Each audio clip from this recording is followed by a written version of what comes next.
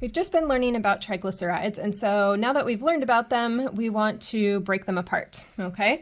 And I actually want to come back to this triglyceride page to say something I forgot to say earlier, that the function of these triglycerides is going to be the same no matter what they are. Main function is going to be to store energy. That's why we have fat on our bodies, to help us be ready for emergencies.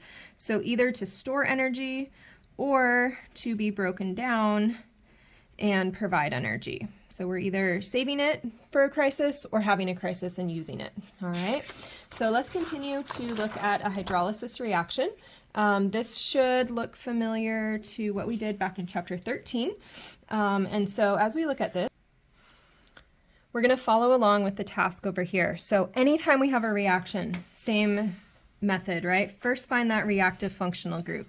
So let's find those reactive, in this case, esters. All right, esters are the links that we've got.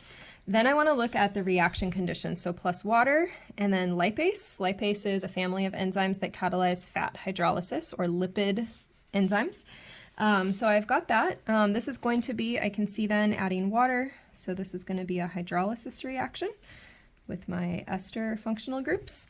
So now I can plan, and then I can predict the products. So plan is going to be to slice each of these in half. This would actually happen as 1, 2, 3 steps if we were doing digestion, but we're just going to do it all at once, okay? And then if you can remember from chapter 13, the OH will always add where the carbonyl is, and the H will add on the other side. And this is why we need 3 waters, because we need 1 to hydrolyze each ester.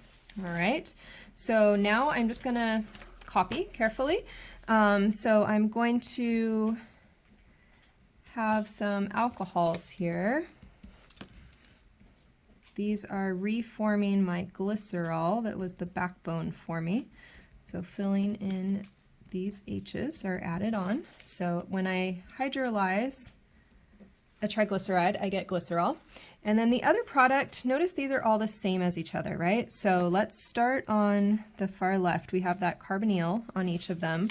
And then the O is bonded to the carbon, and then the H. And then I see 1, 2, 3, 4, 5.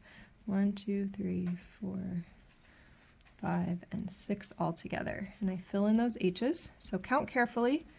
You don't want to break off a carbon inadvertently. Then you're not telling the correct story. So I have this, and I have this times 3. Okay, so I have 3 free fatty acids and the glycerol backbone. Now, if you're feeling a bit more impatient, you can always condense this down a bit more. So I could condense this down.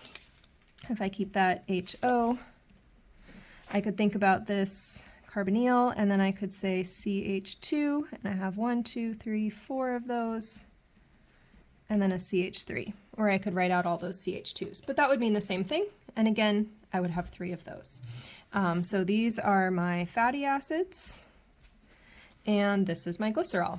All right, so again, took these steps, went through a hydrolysis reaction. If we were to do the reverse of this, then we would be working on a process called lipogenesis, where we're taking these and we're forming back to a storage molecule. So you can try and follow along and do your own example down here.